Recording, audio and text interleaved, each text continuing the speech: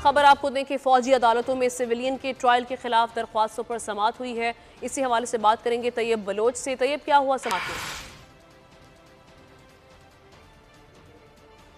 बंदियाल के सरबराही में supreme court का 7 रुकनी लार्जर बेंच जो है वो सिविलियन के फौजी अदालतों में ट्रायल से मुतल्लिक दायर दरखास्तों पर समाअत कर रहा है। और इस सवाल से सिविल सोसाइटी के वकील फैसल सदीकी जो है वो अपने दलाइल जारी रखे हुए हैं। और दौरान समाअत जो है फैसल सदीकी का ये कहना था कि सिविलियन का जो फौजी अदालतों में ट्रायल है वो आर्टिकल 10A की भी खिलाफ वर्जी है और इससे बुनियादी इंसानी हकूक मजरू हो सकते हैं।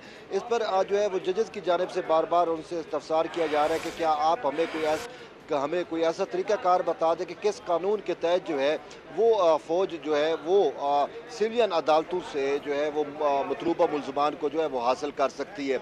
इस हवाले से जस्टिस मंसूर अली शाह ने जो है फैसल सदीकी जो वकील है सिविल सोसाइटी के उनसे जो है वो सवाल करते हुए पूछा, क्या आप बता सकते हैं कि अगर कोई मुलजिम जो है वो आर्मी को दरकार हो तो वो मुलजिम सिविलियन हो तो सिविलियन को फिर किस तरीके से हासिल किया जा सकता है? क्या जो मुतलका कमांडर होगा उसको जो है वो मजिस्ट्रेट की अदालत में आकर दरख्वास्त देनी पड़ेगी या मजिस्ट्रेट की अदालत से रिक्वेस्ट करनी पड़ेगी कि इस शख्स के ऊपर जो है वो फौजी मुकदमात जो है वो चलाए जाने हैं तो कि हमें ये दरकार है, तो उनका ये तरीक़ाकार क्या होगा?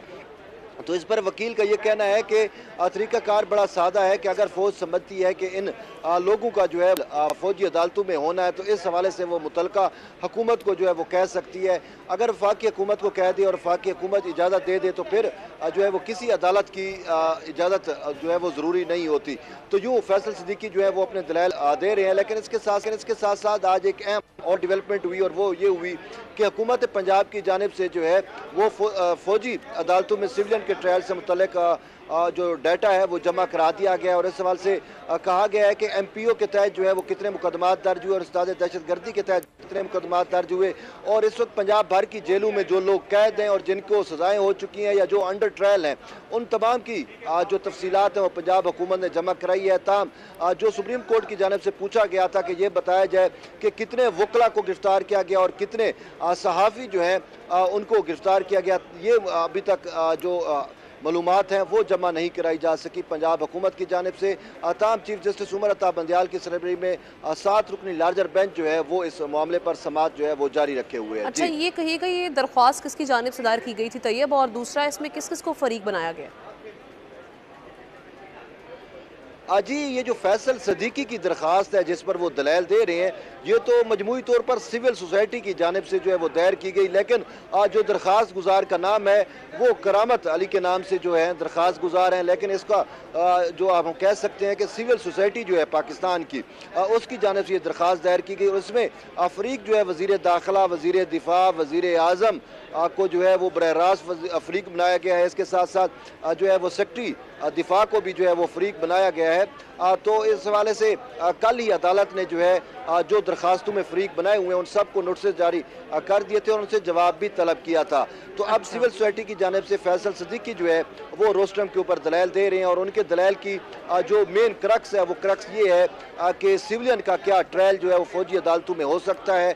इसके साथ साथ उन्होंने ये भी कह रहे हैं कि सिविलियन का ट्रायल फौजी अदालतों में अगर हुआ तो उससे बुनियादी इंसानी हकूक भी मुतासर होंगे और उसके साथ साथ शफाफ ट्रायल का मौका जो है सिविलियन को वो भी नहीं मिल सका। तो अच्छा, इस तो ये दलाइल जो आते रहेंगे वो तो आप हमसे शेयर करते रहेंगे, लेकिन जिस तरह से आप बता रहे हैं कि वज़ीर दिफा, वज़ीर दाखिला और वज़ीर आज़म सेक्रेटरी दिफा को इस दरख्वास्त में फरीक बनाया गया, उनकी जानिब से कोई नुमाइंदा पेश हुआ और नोटिस क्योंकि इनको भिजवाया गया था?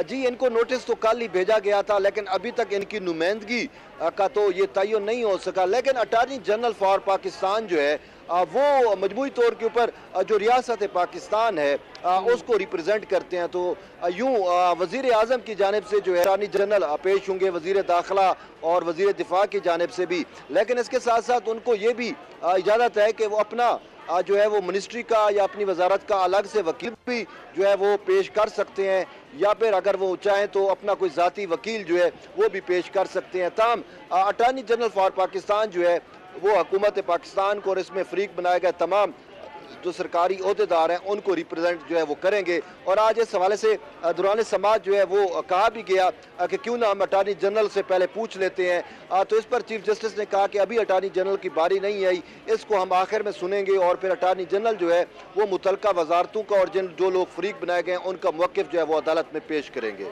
जी, और कब से ये समाअत शुरू हुई है? जी, समाज जो है वो 9:30 बजे तकरीबन ये शुरू हो चुकी थी, क्योंकि आज जुमे का दिन भी है और 11 बजे वैसे आम रूटीन में जो है वो ब्रेक होती है, लेकिन आज जुमे की वजह से ब्रेक नहीं होगी। लेकिन शायद नमाज जुमे के वक्त तक जो है समाज चले और उसके बाद ये समाअत मुलतवी हो सकती है। ठीक है, उसके बाद ये कहा जा रहा है कि शायद ऐसे इम्कानात हैं कि ये समाअत मुलतवी हो जाए।